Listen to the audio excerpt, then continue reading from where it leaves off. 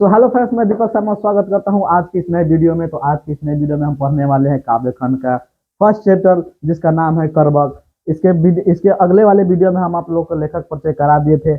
आज के इस वीडियो में पढ़ने वाले हम पूरा इस कविता का अर्थ समझेंगे कि इस कविता का पूरा अर्थ क्या कह रहा है। ठीक है, तो चलिए ज्यादा देर ना करते हुए क्लास को क्या करते जी स्टार्ट करते हैं। देखिए,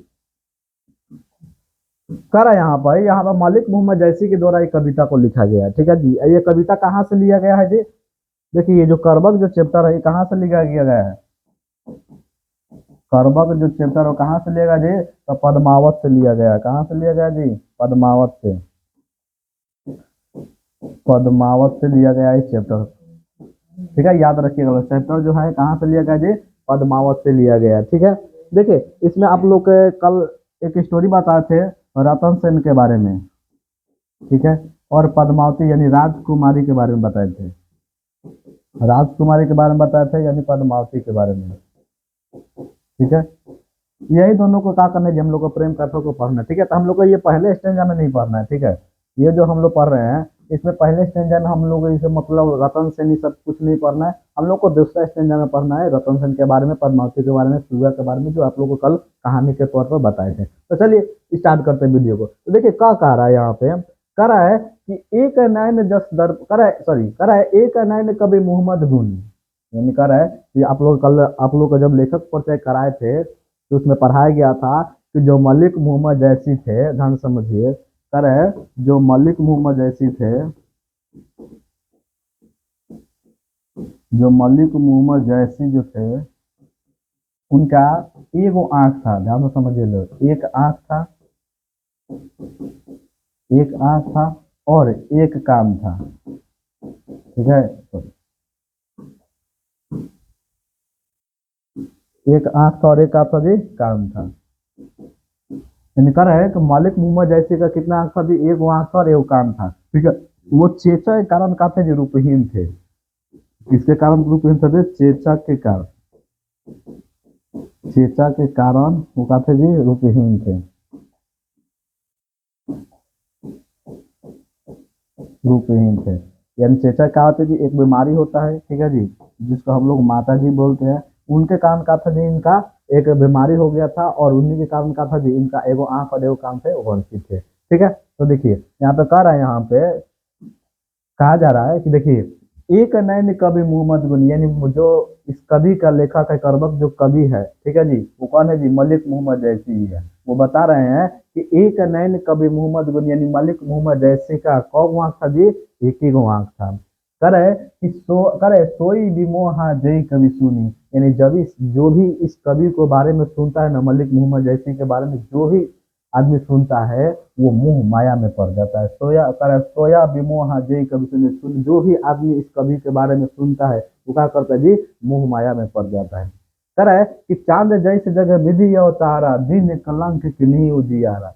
कह रहा है कि देखिए, करे चांद जैसे, जैसे मतलब जैसे, जग मतलब संसार, विधि मतलब विधाता, अवतार मतलब जन्म देना। यानी कह रहा है कि जब चंद्रमा में दाग है फिर भी उसको विधाता ने क्या हुआ है? जन्म दिया है। फिर यहाँ पे कहा गया है कि देखिए कि चांद जैसी जगह विधि अवतारा, दिन कलंक किन्हीं उजियारा। उस चंद्रमा में भी दाग है, फिर भी दाग होते भी उनको विधाता ने कहा हुआ जी जब इस संसार में कहा उतारा है, और वो अपने पूरा रोशनी से कहा करते हैं जी पूरा जग को सींचते हैं। ठीक है, तो वही कर रहे हैं यहाँ पे कि दिन कलंक किन्हीं, उनमें भी दाग है, उन्हें भी कलंक है, फिर भी वो क्या करते हैं? अपने रोशनी से क्या करते हैं? पूरे संसार को उजागर करते हैं। तरह कि जग सोझा एक ही नैना, यानी मलिक जो मोहम्मद है वो कह रहे हैं कि एक ही नैन से हमने पूरे जग को सूझ लिया है, समझ लिया है। ठीक है, तो कह रहा है कि एक करे जग सूझा एक ही नैना, हुआ सुख अस नक्षत्र महा, यानी जो बहुत सारे नक्षत्र जो तारे होते हैं उसमें से एक शुक्र तारा होता है। उसमें से क्या होता है जी? एक शुक्र तारा होता है। तो उस सारे जितने भी नक्षत्र तारे होते हैं उस सारे नक्षत्र तारे में से जो शुक्र तारा होता है वो सबसे ज्यादा चमकीला होता है, और उसको हम लोग देख कर आसानी से पहचान जाता है कि यह क्या जी? ये शुक्र तारा है, सबसे चमकीला है। वैसे ही बहुत सारे लोगों के भीड़ में आपके अंदर भी एक ऐसा गुण होना चाहिए जिसको मतलब देख के लोगों को पहचान में आ जाए कि हाँ ये आदमी सही है। देखिए, कह रहे हैं कि जौ लई अम्ब डाब ना होई, तौ लई करे तौ लई सुगंध बसाई ना हो सोई। यानी आप लोग का मतलब होता है डाब, ध्यान दो, सॉरी, कर है कि कर है कि जौ लही अम्ब डाब न है, यानी जब तक आम में चेप ना लग जाए, कोयलिया ना लग जाए, तब तक आम में क्या होता है, सुगंध नहीं आता है, महक नहीं आता है, मिठास नहीं आता है। ठीक है, तो वही यहाँ पे बात बताया गया है कि देखिए, जौ लही अम्ब डाब ना हुई तौ लही सुगंध बसाने, तब तक वो क्या करते, उसमें सुगंध नहीं आता है, बसाता नहीं है, मिठास नहीं आता है, जब तक आम में चेप या कोयलिया ना लग जाए। ठीक है, देखिए, कर है किन्हीं समुद्र पानी जो खारा, कर है कि समुद्र का पानी का है जी खारा होता है, उसमें भी तो दाग है ना जी, समुद्र का पानी खारा है फिर भी दाग है, लेकिन कह कर रहा है कि अति भाव असुझ अपारा, फिर भी वो इतना विशाल है, इतना असुझ है, उसके अंदर इतना गुण आ गया है, उसका कोई जी अवगुण को छुपा लिया गया।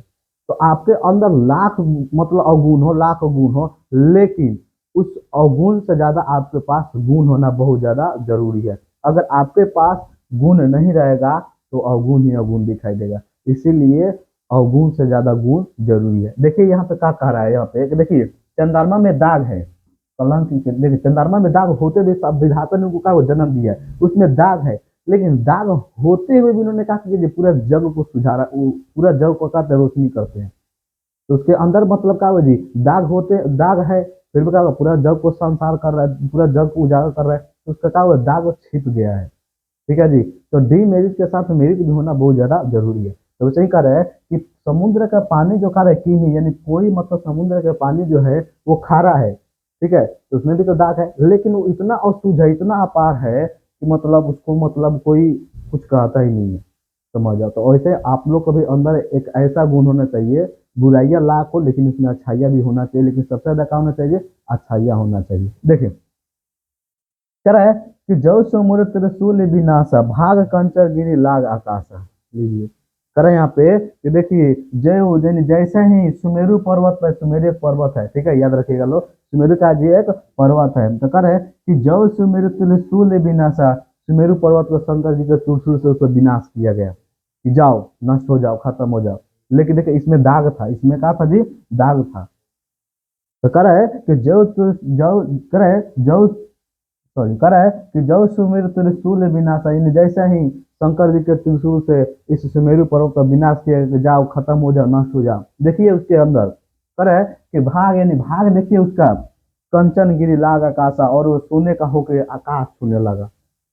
तो उसके अंदर तक आते थे डी मेरिट था, लेकिन देखिए भाग कब इसका बदल गया, मेरिट में बदल गया। तो डी मेरिट के साथ मेरिट होना बहुत जरूरी है, जब तक आपसे गलती नहीं होगा तब तक सही का एहसास का पता नहीं चलेगा। ठीक है, तो गलती होना भी लाइफ में बहुत ज्यादा जरूरी है। ठीक है, देखिए, कह रहा है कि जौ लय घर कलंक न पारा, कांच हो नहीं कंचन कारा, निकल रहा है कि जो मिट्टी का बर्तन होता है घड़िया, उसको हम लोग तब तक तपाते हैं जब तक वो एक बरियार ना हो जाए, कंचन का ना हो जाए, मिट्टी जो है कंचन का ना हो जाए, पक के बरियार ना हो जाए, तब तक उसको तपाते हैं।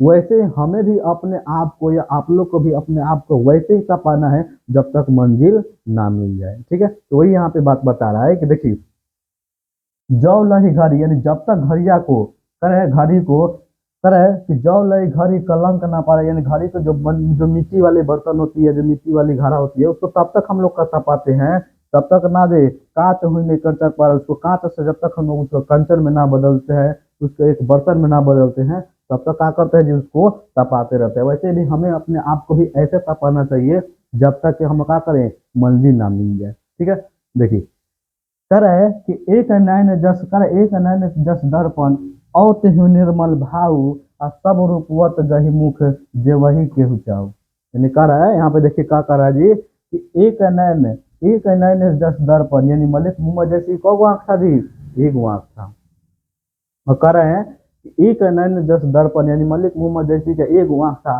वो भी किसके समान था जी, तो दर्पण के समान था। ये बहुत बार क्वेश्चन पूछा जा चुका है कि मलिक मोहम्मद जी का आंख की तुलना किससे किया गया जी, तो दर्पण से किया गया है, याद रखिएगा। तो कर है कि मलिक मोहम्मद जैसी कौ आंख था, एक आंख था, वो भी क्या कर रहा है जी, कि एक नैन जस दर्पण और तेहु निर्मल भाव, एकदम पूरा भाव एकदम निर्मल है, स्वच्छ है, उसमें जैसा चेहरा देखना चाहते हैं देख सकते हैं, जैसे आईना होता है ना दर्पण, जैसे दर्पण होता है उसमें हम लोग क्या करते हैं, जैसा अपना चेहरा में हम लोग का वास्तविकता होता है वैसे जाकर हम लोग उस चेहरा में उस आईना में देखते हैं कि हमारे पास ये है वो है, पर्सनालिटी है, मतलब बहुत सारा हम लोग आईना में जाकर अब जो हमारे ऊपर आता है उसको हम लोग देखते हैं। सेम वैसे ही मलिक मोहम्मद जैसी का जो एक आंख है एकदम दर्पण के समान है, एकदम निर्मल स्वच्छ, एकदम खाली सच्चाई ही झलक रहा है, समझ जाइए। करे कि सब रूपवत गही मुख जे वही केहू चाहू, और जितने भी रूपवान व्यक्ति है लोग तो क्या करते हैं, सज धज के क्या करते हैं जी, आईना के सामने जाते हैं लोग देखने के लिए कि हाँ हम कैसा लागत है, जाते हैं ना उसे देखने के लिए। सेम वैसे ही मलिक मोहम्मद जैसे का भी आंख है एकदम दर्पण के समान। ठीक है, तो ये रहा एक छोटा सा फर्स्ट स्टेंजा है। ठीक है, फर्स्ट स्टेंजा में हम लोग कहाँ पढ़े जी कि मलिक मोहम्मद जैसी का किए जी, उपमा की है, तुलना की है, क्या किए हैं जी कि देखिए, जैसे कहा जो मलिक मोहम्मद जैसे का है जी एक ही गो आंख है, को आंख है जी, तो एक ही गो आंख है। देखिए करा यहाँ पे मलिक मोहम्मद जैसी का को आंख है जी, एक गो आंख है। वो भी किसके समान है जी, तो दर्पण, मलिक मोहम्मद जैसी का आंख जो है, आंख किसके समान है, किसके समान है जी, तो वो दर्पण के समान है। किसके समान है जी, दर्पण के समान है। मलिक मोहम्मद जैसी का आंख किसके समान है, दर्पण है। अब उनको आंख था जी, तो एक ही आंख था, तो वही कह रहा है यहाँ पे। देखिए यहाँ पे क्या कह रहा है जी, कह रहा है कि देखिए, कह रहा है एक नैन कभी मोहम्मद गुन, यानी मलिक मोहम्मद जैसी को आंख था जी, एक ही आंख था। समझ, वो अपने आंख से पूरा जग को सूझ लिए थे, पूरा जग को का लिए थे जी, समझ लिए थे। तो ये रहा हम लोग का फर्स्ट एसेंजा। ठीक है, अगले स्टेंजा हम लोग पढ़ने वाले हैं। ठीक है, मिलते हैं फिर अगले वीडियो में, आज के लिए बस इतना ही रहने देते हैं।